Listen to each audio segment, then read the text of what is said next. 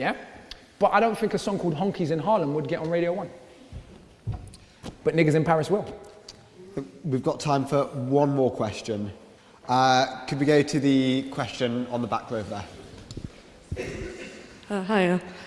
You spoke earlier about how kind of lucky and fortunate you were to go to a Sunday school, was it? Or It was Saturday. Saturday, where you could sort of experience a different kind of history. Yeah.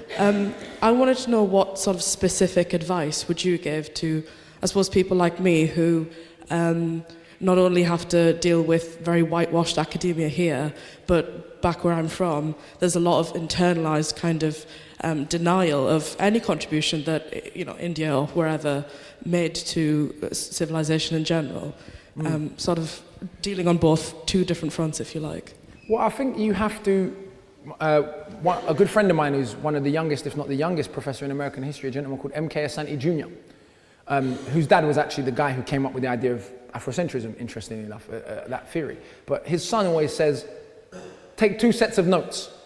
You live in the world you live in. I don't want to come here and pretend to you that I'm all depressed and everything. Everyone has a struggle. Even to be brought up in a culture that, let's be clear, to be brought up in a culture that teaches you are ethnically exceptional and then have to go to school with a Ghanaian kid who's cleverer than you is difficult. So I don't want to pretend that everyone brown has it terrible and everyone white has it wonderful. There are challenges and consequences of being brought up in a culture that pathologically tells you you're brilliant just because of the way you look. How's that going to pan out for you in the real world?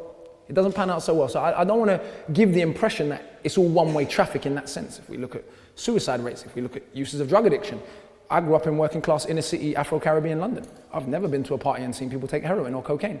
I'm not saying people don't sell cocaine or take cocaine, but you will never go to a party in Harlesden and see tables full of cocaine and ketamine and all those kinds of hard drugs that I see when I go to festivals that are problematic in a way, right? So there are issues that come for any kind of group identity.